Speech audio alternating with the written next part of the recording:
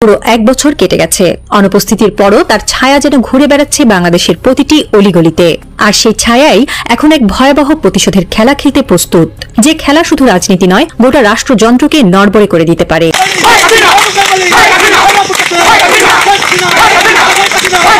এখনো সময় আছে, শুধরায় যান, নইলে এই স্বাধীনতা বিরোধী যে ফ্রাঙ্কেনস্টাইন আপনারা সৃষ্টি করেছেন, এরাই আপনাদেরকে গলা চিপে হত্যা করবে। গত বছরের জুলাই আগস্ট আন্দোলনে অংশগ্রহণকারীদের এখন সবচেয়ে বেশি নিরাপত্তাহীন বোধ করা উচিত এ কারণেই যে তাদের নিজেদের ভেতরে এমন কামড়াকামড়ি দানা বেঁধে উঠেছে, সেদিকে নজর দেওয়া উচিত। পিঠে বন্ধুদেরই কেউ ছুরি বসিয়ে দেয় কিনা। এক কান কাটা যায় গ্রামের বাইরে দিয়ে মুখ ডেকে, আর দোকান কাটা যায় গ্রামের মধ্যে দিয়ে বুক ফুলিয়ে। এই অনুষ্ঠান দোকান কাটা। এতক্ষণ যে ভিডিওর অংশ বিশেষ দেখলেন, তাতে করে আপনারা বুঝতে পেরে গেছেন আজকের ভিডিওটা কতটা গুরুত্বপূর্ণ। তো চলুন আর দেরি না করে একটি লাইক দিয়ে ধারাবাহিকভাবে সম্পূর্ণ ভিডিওর বিস্তারিত আলোচনা দেখে আসি। আজ 2025 সালের 5 আগস্ট পেরিয়ে গেছে, অর্থাৎ পুরো এক বছর কেটে গেছে। অনুপস্থিতির পরও তার ছায়া যেন ঘুরে বেড়াচ্ছে বাংলাদেশের প্রতিটি অলিগলিতে। আর সেই ছায়াই এখন এক ভয়াবহ প্রতিশোধের খেলা খেলতে প্রস্তুত, যে খেলা শুধু রাজনীতি নয়, গোটা রাষ্ট্রযন্ত্রকে নড়বড়ে করে দিতে পারে। অনলাইনে ছড়িয়ে পড়া একটি ভয়ঙ্কর অডিওতে তিনি বলছেন, আমাকে দেওয়া শাস্তি তো নেব, কিন্তু তার আগে ওই যারা মামলা দিয়েছে সেই 100-200 জনের হিসাব করে নেব। কণ্ঠটি কাঁপেনি, বরং শীতল ছিল। কথায় আছে, রাজনীতিতে কেউ হারিয়ে যায় না, কেবল দৃশ্যপট বদলায়। শেখ হাসিনা এখন দৃশ্যপটের বাইরে, কিন্তু নিয়ন্ত্রণের সুতো কি এখনো তার হাতেই? এই প্রশ্ন যখন অনুত্তরিত, তখনই ঢাকার নির্জন গলিতে একের পর এক ছোট ছোট অদৃশ্য ঘটনা ঘটছে। কেউ একজন হঠাৎ নিখোঁজ হচ্ছে, আরেকজন রাতের আধারে ঢুকে পড়ছে কোনো মিডিয়া অফিসে, চুপি চুপি বলে যাচ্ছে, তৈরি থাকো, বড় কিছু আসছে। এক বছর আগে যারা ছিল ক্ষমতার কেন্দ্রে, আজ তারা যেন ছায়া হয়ে ছড়িয়ে পড়েছে রাষ্ট্রের আড়ালে। নিষিদ্ধ ঘোষিত দল হলেও আওয়ামী লীগের সেই ছায়া নেতৃত্ব একটুও ক্ষীণ হয়নি, বরং সময়ের সঙ্গে তারা হয়ে উঠছে আরো সংগঠিত, আরো প্ররোচনামূলক। বিশ্লেষকরা বলছেন, ক্ষমতা হারানো আওয়ামী লীগের একটি গোপন অংশ এখনো স্বপ্নে বিভোর পুনরুদ্ধারের। তাদের এই স্বপ্ন একরকম ধর্মীয় আবেশের মতো, এক গভীর মানসিক সংকল্প। যারা আপার ডাকে জীবন দিতে প্রস্তুত ছিল, তারা আজও দুর্গম জায়গায় হাত পাখার নিচে বসে গোপনে বৈঠক করছে।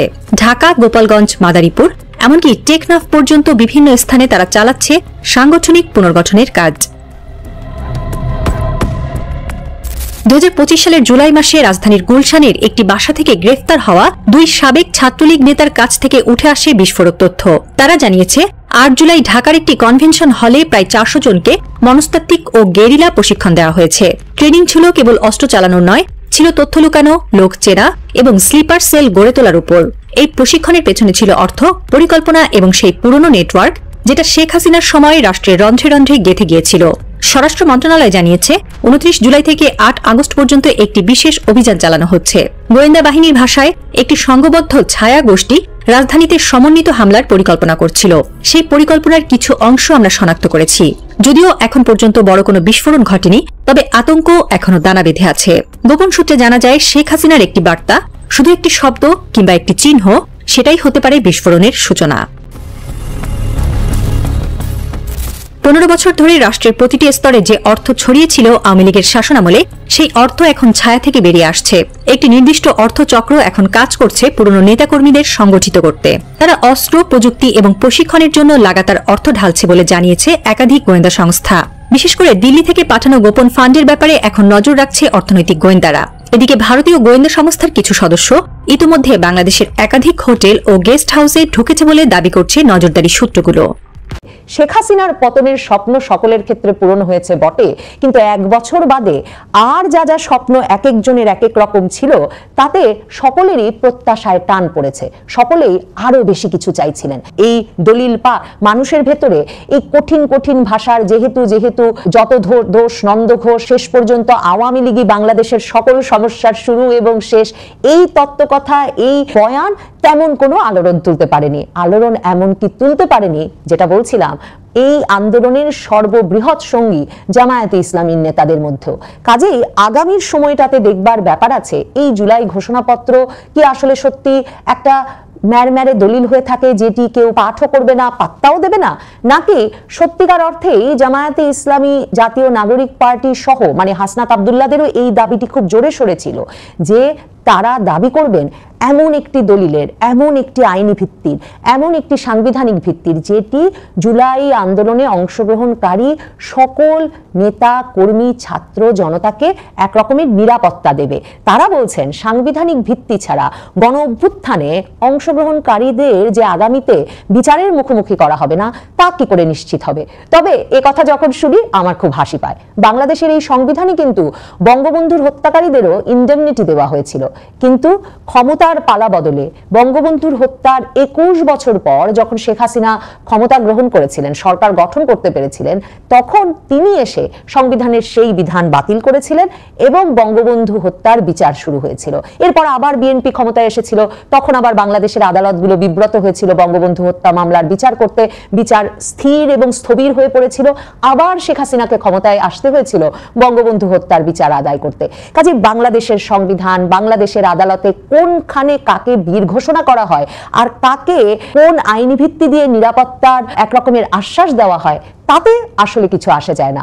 আমার মনে হয় গত বছরের জুলাই আগস্ট আন্দোলনে অংশগ্রহণকারীদের এখন সবচেয়ে বেশি নিরাপত্তাহীন বোধ করা উচিত এ কারণেই যে তাদের নিজেদের ভেতরে এমন কামড়াকামড়ি দানা বেঁধে উঠেছে যে তা নিয়ে তারা কেউ রাগঢাক করছেন না, তাদের কারোর মঞ্চের সামনে লোক জড়ো হতে দেখা যাচ্ছে না এবং তারা আর তাদের বিপ্লবের কথা বলে মানুষকে ঐক্যবদ্ধ রাখতে পারছেন না, উদ্বুদ্ধ করতে পারছেন না। এই অবস্থায় নিজেদের শত্রুতাই এতটা তীব্র হয়ে ওঠে কিনা যে যাতে প্রাণের হুমকি, ক্ষমতার হুমকি সবই সৃষ্টি হতে পারে, বরং সেদিকে তাদের নজর দেওয়া উচিত।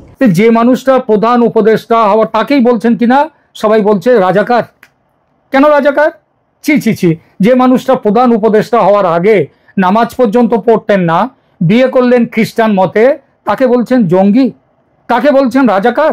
এতটা নির্দয় হবেন না মানুষটার উপর? ইউনূসের কথার দাম নেই, এটা একটা বড় অভিযোগ। আজ যা বলেন কাল তার উল্টো কথা বলেন। হ্যাঁ, সেটা মাঝে মাঝে দেখাই যাচ্ছে। দেখুন না কেন নির্বাচন নিয়ে তিনি নানা সময় নানা কথা বলেছেন। কখনো বলছেন 2 মাস পরে, এই এপ্রিল ডিসেম্বরে, কখনো বলছেন ফেব্রুয়ারি, কখনো বলছেন এপ্রিল। তো এইসব তিনি কেন বলছেন? কারণ দেশকে সাজিয়ে গুজিয়ে শান্ত করে তারপর তো ভোট করবেন। লোকে তো একটা উৎসবের পরিবেশে ভোট দেবে। আগে হাসিনার আমলে তো এই অনেকেই বলেছেন, এখন বাংলাদেশে যারা আবার উল্টো কথা বলছে তারা বলছে যে হাসিনার আমলে তারা নাকি ভোট দিতে পারেননি ইত্যাদি ইত্যাদি। তো ভোট দিতে পারেনি, 40% ভোট তো হাসিনা পেয়েছিলেন। আর তিনি যদি সব ছাপ্পা ভোট দিয়ে যদি নিয়ে আসতে চাইতেন, মানে ছাপ্পা ভোট যদি হতো তার আমলে, তাহলে তো তিনি আমাদের মমতা ব্যানার্জির মতো 80%, 85%, 90% ভোট করাতেন। সুতরাং ওটা বলবেন না, সাজাতে সময় লাগলে ভোট করতে দেরি হবে, এটা সহজ কথা। সেই প্রথম দিন থেকে ইউনূস সাহেবের অভিভাবক, ছাত্র নেতা ও জামাতিরা চাইছে 5 বছর পরে ভোট হোক। তাহলে তাদের কথা না শুনে ইউনূস কি করে থাকবেন বলুন? তারাই তো তাকে নিয়োগ দিয়েছে। তিনি তাদের কথা না শুনলে বেইমানি হয় না? আপনারা তাকে, ইউনূসকে বেইমানি করতে বলছেন? দর্শক দেখুন, চারপাশের এত চাপের মধ্যেও আজ সকালেই দেখলাম তার মুখের স্বর্গীয় হাসিটি, সেটি কিন্তু এখনো যথারীতি আছে। ভাষণ দিতে গিয়ে তিনি তোতলাচ্ছেন না। এতেই বুঝুন তিনি কতটা অসাধারণ গোত্রের মানুষ। শুনলেন কি বলে সৌরভ? কি বলে? অসাধারণ নয়, দুকান কাটা।